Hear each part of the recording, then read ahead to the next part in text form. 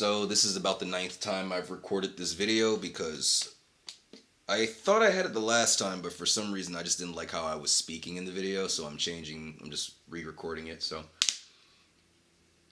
hopefully I can get my thoughts out without like jumping from like point to point. But anyways, first of all, I'm excited. I'm happy as hell. Arsenal won the Premier League.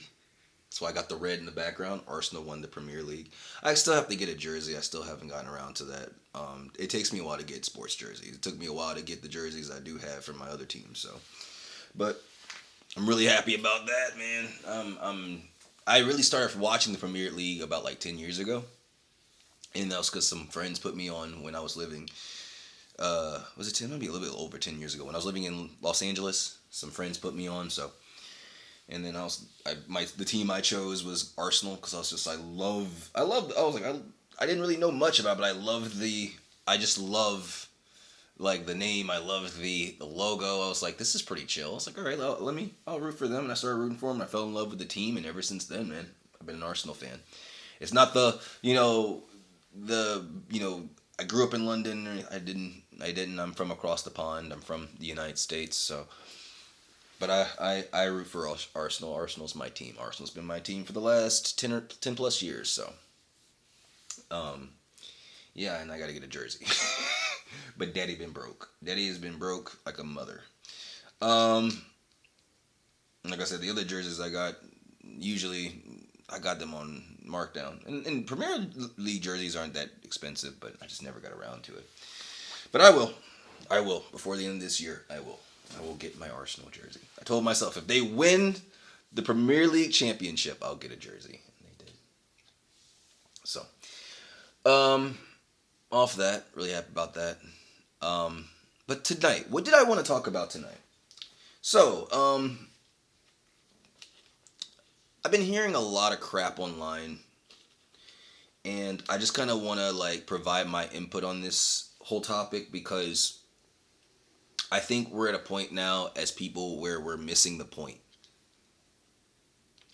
And the reason why we're missing the point is the people that are making the point are toxic, loud individuals who just so happen to have the algorithm and others on their side.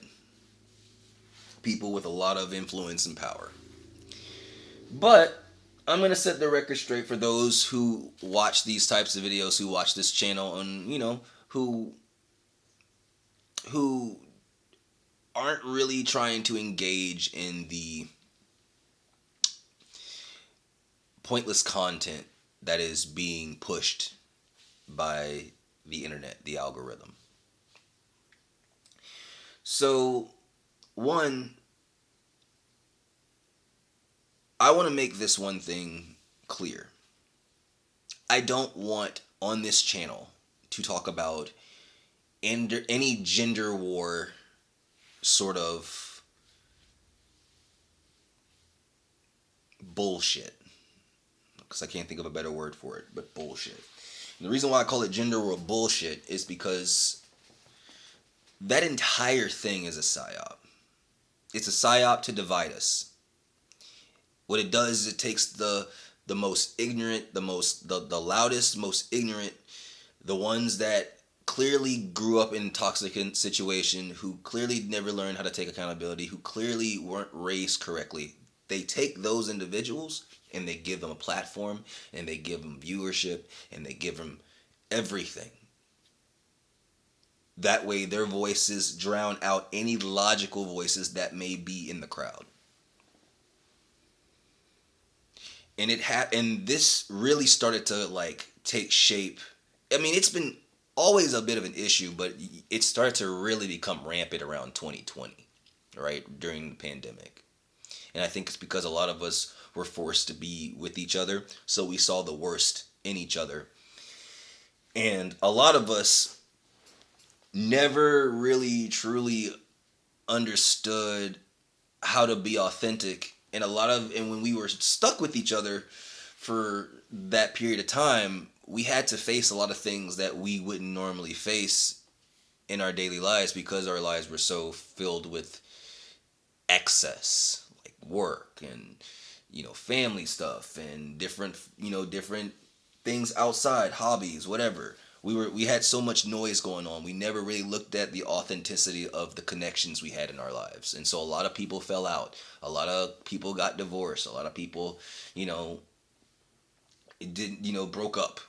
There was a lot of tension that happened from there. And from there sparked what we're seeing now is this huge like surge of gender war content. And it's a psyop. It's a psyop from the elites to separate us so that way they can divide and conquer. It's pretty much like if you don't believe that, like you haven't been paying attention to what's going on in the US government, in governments around the world. Y'all haven't been paying attention. Like this is all for control. This isn't because there's actually the women are bad or men are bad. No. It's all for control. You got your ignorant ones, you got your ones that love to make bad decisions, and you got your good ones. But when the loudest one is the bad one, it skews the perspective.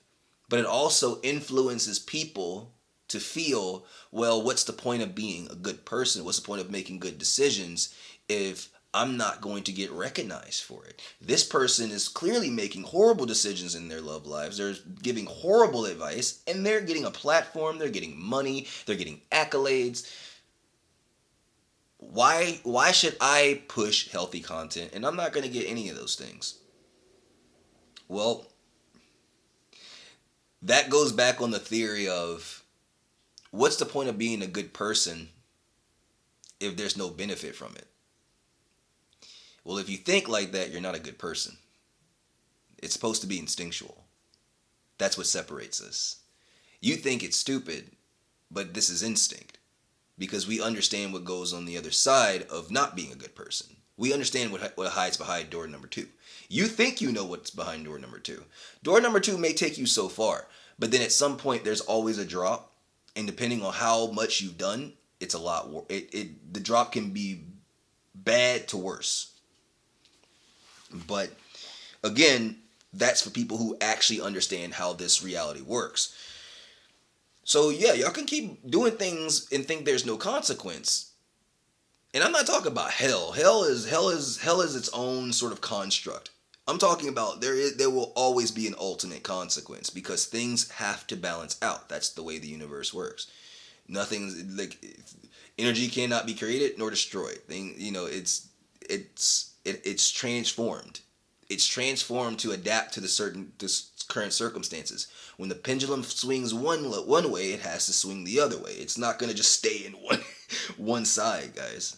It's a pendulum. Life is a pendulum. It will go, if it swung this far that way, it's going to swing that far that way until it balances out and meets in the middle. That's what it is. So as a person, the reason why you choose good is because it's instinctual. You understand the lessons. You understand what benefits come from choosing to make the good decision versus the bad decision. And if you need incentives to make a good decision or be a good person, you're not a good person. And that's okay. But you're going to have to deal with the consequences of not being a good person. And if you think what you're seeing from what's going on right now, where they're like, well, right now the bad people seem to be getting away with it.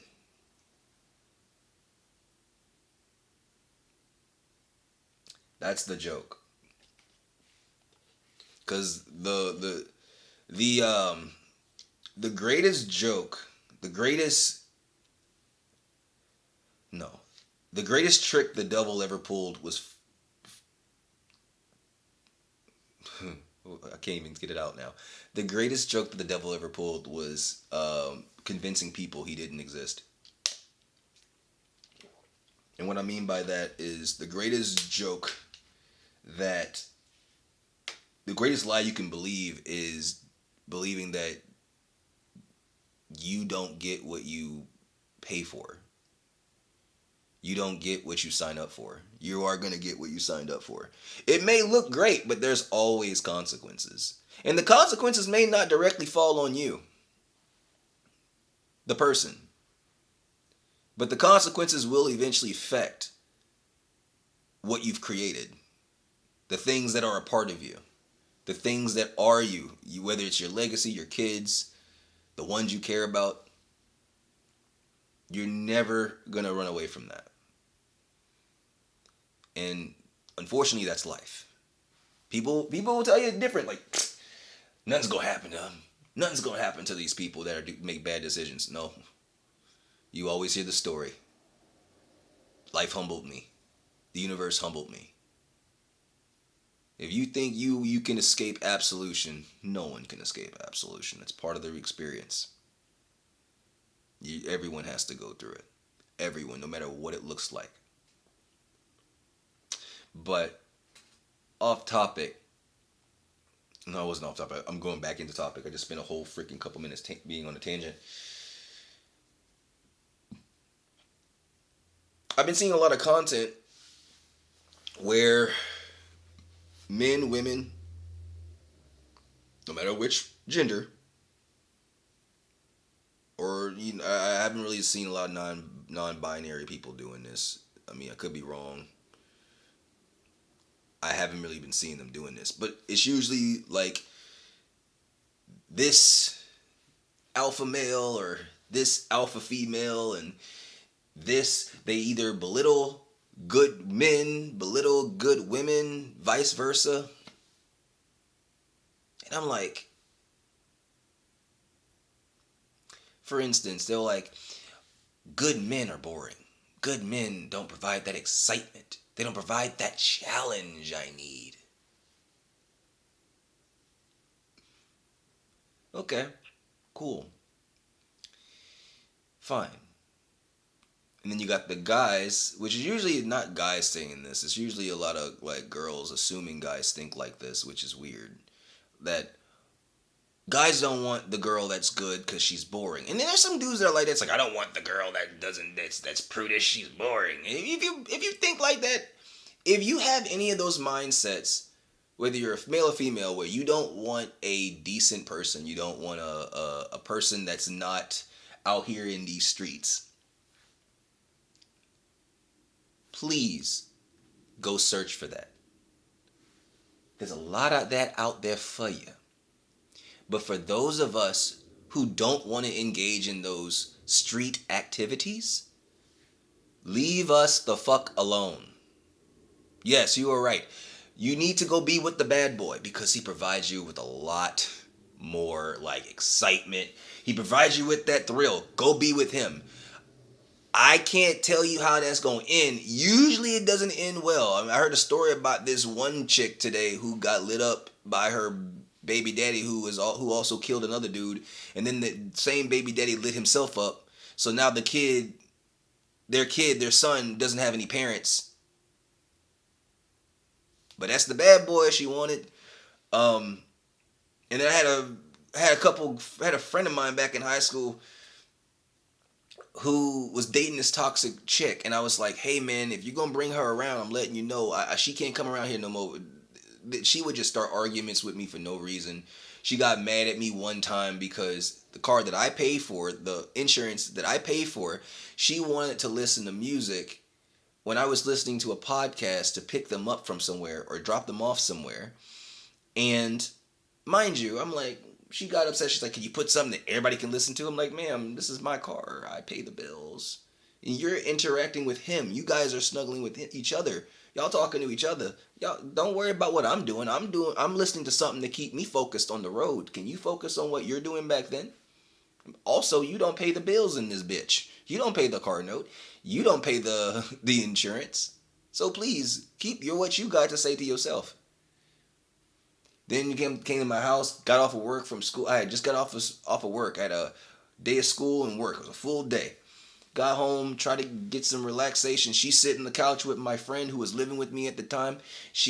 My friend wanted to hang out. He came knock on my door to hang out. I was like, nah, I just need to decompress. I don't want to be around people because I've been around people all day and I just kind of want to be by myself.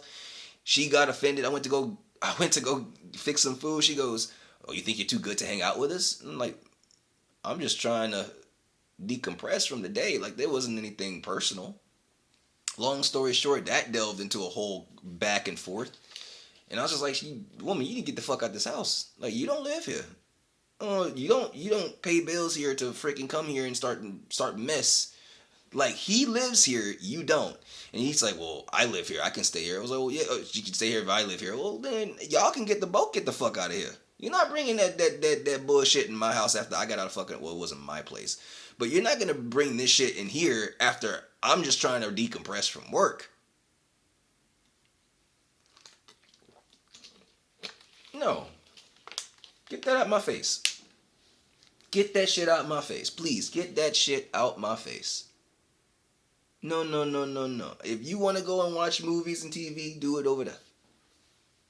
Long story short, that girl ended up doing my best friend from, well, he's not, we don't really talk like that no more, but she ended up doing that dude dirty. Like she banged and married his best friend, and they were all living under the same roof. So he is, imagine being in the room, being imagine living with someone, your best friend who took your girl, married her, and now he just smashing it every night.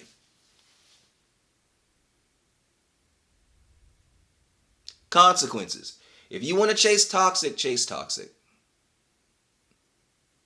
If you want to chase toxic, chase toxic. But hey, listen, you will have to pay for it.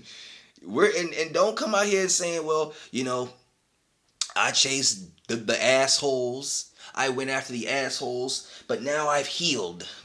And I don't want the assholes anymore. These are my list of requirements. Go chase the asshole, please. Have fun with that. Go chase the asshole. Have fun with that. I'm of the mind of like, if you're going to fight so hard to do the wrong thing, if you're going to try to be a dick about the fact that you can't do the wrong thing anymore, I will say go do the wrong thing. Go. Have fun. Enjoy.